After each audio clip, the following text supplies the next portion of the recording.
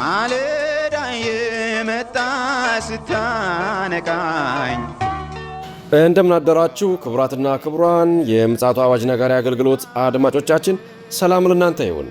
የማለዳ ቁርሳችንን አሁን ጀምረናል። አዘጋጅ እና አቅራቢ ፓስተር አለማየሁ ነሞ።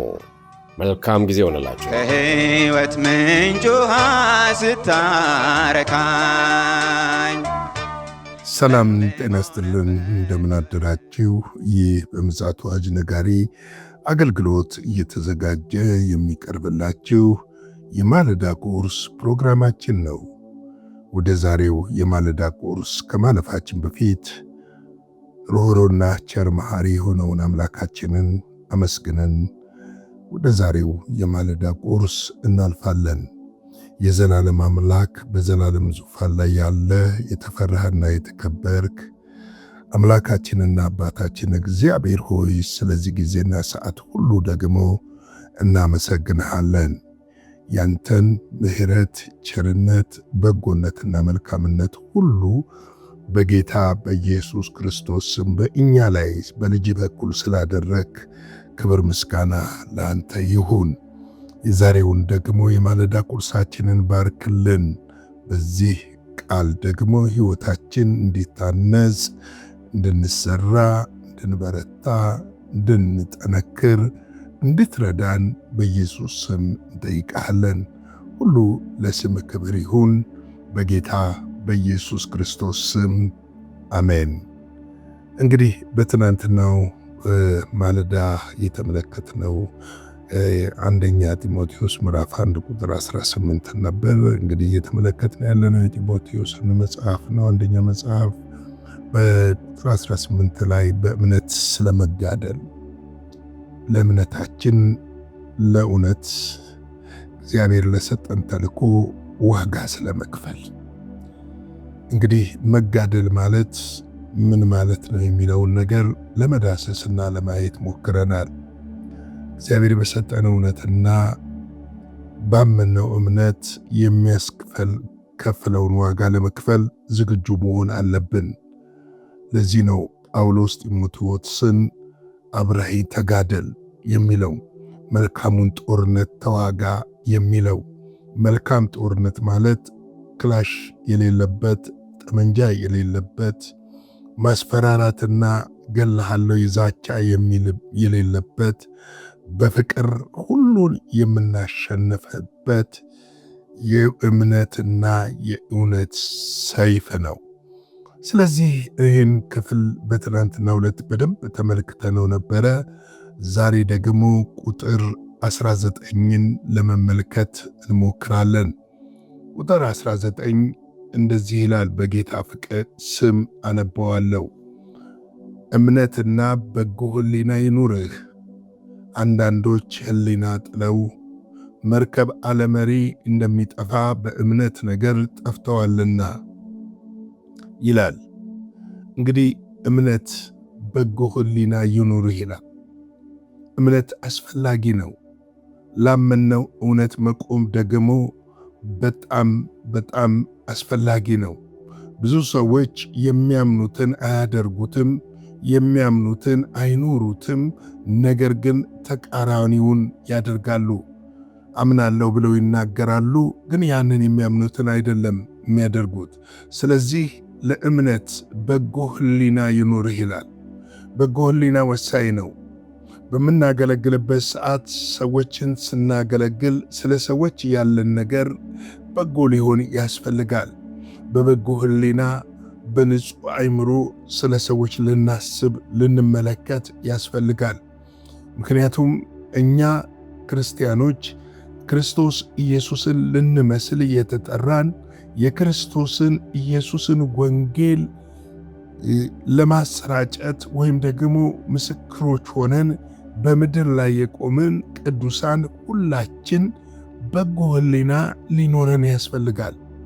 ብዙ ጊዜ ሰዎች በጎ ሕሊና ሲባል ምን ማለት እንደሆነ ላይረዱ ይችላሉ። ነገሮችን ሁሉ በበጎ መመልከት ማለት ነው። ስለ ሰዎች በጎን ማሰብ፣ መልካምን ማሰብ፣ መልካምን ማድረግ፣ ለምናደርገው ነገር ሁሉ በክፋትና በተንኮል ተጠምደን ሳይሆን ከክፋትና ከተንኮል ውጪ የምናያቸውን ነገር በጎ ነገሮችን በማድረግ ልንገለጥ ያስፈልጋል። እንግዲህ በጎ ሕሊና የሌለው ሰው ምን አይነት ነው? መርከብ አለመሪ እንደሚጠፋ ማለት ነው። መርከብ መሪ ከሌለው፣ ካፒቴን ከሌለው ወዴት እንደሚሄድ ወይም ደግሞ የት ማረፍ እንዳለበት፣ የትኛው ወደብ ላይ ማረፍ እንዳለበት ስለማያቅ ካፒቴን ከሌለው ይጠፋል። ወይም ዝም ብሎ ባህሩ ላይ ወይም ውቅያኖሱ ላይ ሲቅበዘበዝ ዘመኑን ሊያሳልፍ ይችላል። በጎ ሕሊናና እምነት የሌለውም ሰው ይህንን ነው የሚመስለው። ይህንን ይመስላል። ዝም ብሎ ከቸርች ከሰፈር ሰፈር፣ ከመንደር መንደር፣ ከአገልግሎት አገልግሎት፣ ከአንድ ቦታ ወደ አንድ ቦታ ሲሽከረከር ምንም ነገር ሳያደርግ ምንም ነገር ሳይሰራ የተሰጠው ተልኮ እንኳን ቢኖር ተልኮውን ሳይፈጽም ለተልኮ ራሱን ሳያስገዛ ዘመኑና ጊዜው ያልፋል ማለት ነው። ስለዚህ ነው በጎ ሕሊና እንዲኖረን መጽሐፍ ቅዱስ የሚመክረን። አንዳንዶች ይላል ሕሊናን ጥለው፣ በጎ ሕሊናን ጥለው ማለት ነው ነገርን ሁሉ በክፋት አንዳንድ ጊዜ አንዳንድ ነገር መመልከት ለትምህርታችን ነው። በቤተ ክርስቲያን ውስጥ በምናገለግልበት ሊሆን ይችላል፣ በምናመልክበት ሊሆን ይችላል። ሁልጊዜ ስለ ምንም ነገር ሲናገር በመልካም የማይለውጡ በመልካም የማይመለከቱ ወይም ደግሞ በተቃራኒ እየተመለከቱ ነገሮችን የሚያጣምሙ ሰዎች አይታችሁ ታውቃላችሁ? እነዚህ ሰዎች የሥራ ሰዎች አይደሉም። እነዚህ ሰዎች ምንም መልካም ነገር ሲሰሩ ማየት አትችሉ። ምክንያቱም ሁልጊዜ ስራቸው ምንድነው? ነገሮችን ማጣመም ነው። ወይም ደግሞ ኔጌቲቭ አልቲቲዩድ ያላቸው፣ ኔጌቲቭ እሳቤ ያላቸው፣ ነገሮችን በበጎ ጎኑ መመልከት የማይችሉ፣ ከነገሮች ውስጥ እንከን መምዘዝ፣ እንከን ማውጣት፣ ከነገሮች ውስጥ የሆነ ነገር ስቦ በማውጣት የሚረኩና የሚደሰቱ ናቸው። ስለዚህ ይህ በጎ ሕሊና ያላቸው ሳይሆኑ ሕሊናቸውን የጣሉ ብሎ ጳውሎስ ስለነሱ ይናገራል። ስለዚህ ነው በጎ ሕሊና እንዲኖረን የሚመክረን። አንደኛ ጢሞቴዎስ ምዕራፍ 1 ቁጥር 5 ላይ የትእዛዙ ፍጻሜ ግን ከንጹሕ ልቦና ከበጎ ሕሊና ግብዝነት ከሌለበት እምነት የሚወጣ ፍቅር ነው ይላል። ምን አይነት ፍቅር ነው? ግብዝነት የሌለበት ፍቅር። ከምን የሚመነጭ? ከምን የሚመነጭ? ከንጹሕ ልቦና። ሰዎችን ስተው እንዲህ አስቦ ነው አንበል። በበጎ እንመለከተው እንበል። ነገሮችን በበጎ ስንመለከት ነገሮችን ሁሉ ወደ በጎ መለወጥ እንችላለን። ወገኖቼ የእግዚአብሔር ሰው ጠማማውን ነገር ማቅናት የሚችል ነው። የእግዚአብሔር ሰዎች መጥፎውን ነገር ወደ ጥሩ መለወጥ የሚችል ነው። ለምን ብንል በእኛ ውስጥ ይህንን ማድረግ የሚችል የእግዚአብሔር መንፈስ በውስጣችን አለ። ሰዎች በጠማማ እንኳን በጎ ባልሆነ መንገድ እንኳን ቢሆን ልባቸው እንኳን በጎ ነገር ባያስብ ግብዞች እንኳን ቢሆኑ በፍቅር በማቅናት ወደ ትክክለኛው ነገር መመለስ እንችላለን። ምን ሲኖረን? እምነትና በጎ ሕሊና ሲኖረን ይህንን ማድረግና መመለስ እንችላለን። ጳውሎስ ሐዋርያት ሥራ 23:1 ላይ ምን ይላል? ጳውሎስም ሸንጎውን ትኩር ብሎ ተመልክቶ ወንድሞች ሆይ እኔ እስከዚች ቀን ድረስ በመልካም ሕሊና በእግዚአብሔር ፊት ኖሬአለሁ ይላል። በመልካም ሕሊና አንድ ቀን እንኳን ምን ማለት ነው? ተንኮል ሳላስብ፣ ክፋት ሳላስብ፣ ጥላቻን ሳላስብ። ምን የሚያስጠላን ነገር የለም ወይ? አለ እኮ። ክፋት የለም ወይ? አለ። መጥፎ ሰዎች የሉም ወይ? አሉ። መጥፎውን እኮ ማቅናት የሚቻለው በመልካም እንጂ መጥፎ በመመለስ ሰዎችን ማቅናት አይቻልም። ሰዎችን በበጎ ሕሊና እንጂ በጠማማ ሕሊና ማቅናት አይቻልም። ሰዎችን በፍቅር እንጂ በጥላቻ መመለስና ማቅናት አይቻልም። አንድ ሰው ስለጠላ ነው እንለውጠዋለን ማለት አይደለም። አንድ ሰው ክፉ ስላሰብንበት እንቀይረዋለን። ቆይ እሱ ክፉ አስቧል አይደል እኔም ክፉ ላድርግ ብንል እንለውጠዋለን ማለት አይደለም። ሰዎችን የምንቀይረው ከበጎ ሕሊና፣ ግብዝነት ከሌለበት እምነት የሚወጣ ፍቅር ሲኖረን ያን ጊዜ ሰዎችን መቀየር መለወጥ እንችላለን። ለዚህ ነው ጳውሎስ በመልካም ሕሊና ሁልጊዜ በእግዚአብሔር ፊት እንዴት ደስ ይላል እግዚአብሔር ሲያየን።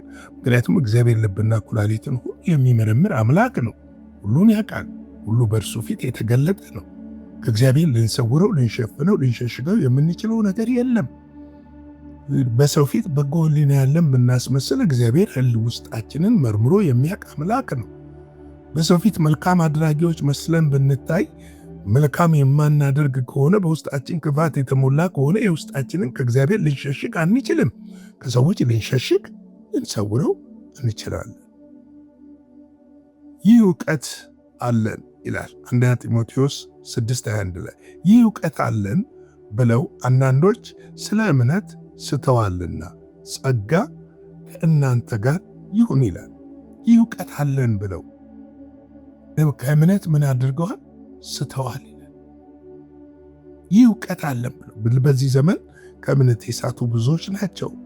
እውቀት አለን ብለው ወገኖቼ፣ የእኛ እውቀት ክርስቶስ ኢየሱስን በምድር ላይ የሚገልጥ ካልሆነ፣ የሚያከብር ካልሆነ፣ የሚያስከብር ካልሆነ፣ ክርስቶስን የማያገን ካልሆነ፣ ከፍ የማያደርግ ካልሆነ እሱ እውቀት ሊባል አይቻልም።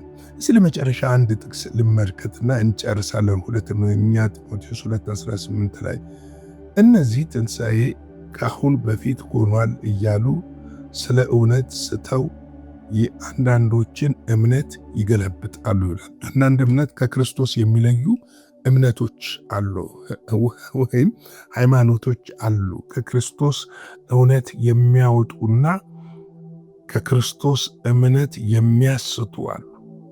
በጎ ሕሊናና ቅን ልቦና ሲኖረን ግን እነዚህን እንኳን ሳይቀር ማቅናት እንደምንችል ልናውቅ ያስፈልጋል።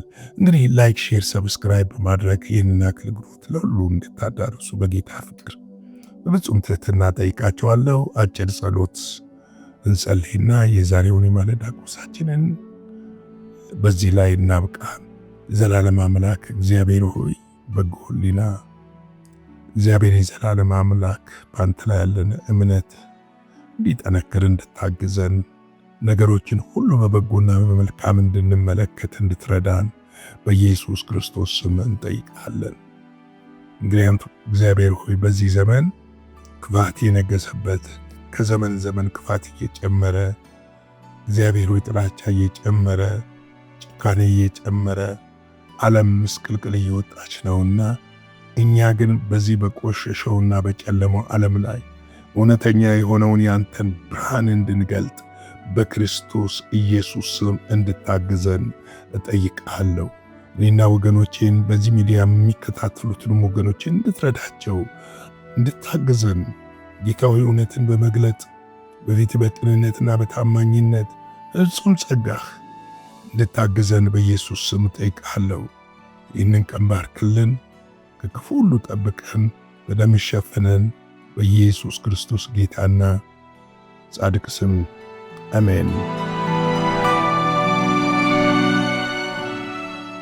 በነበረን የመልእክት ክፍለ ጊዜ እንደተባረካችሁ ተስፋ እናደርጋለን። በነገው ማለዳ በሌላ ዝግጅት እንገናኛለን። መልካም ቀን።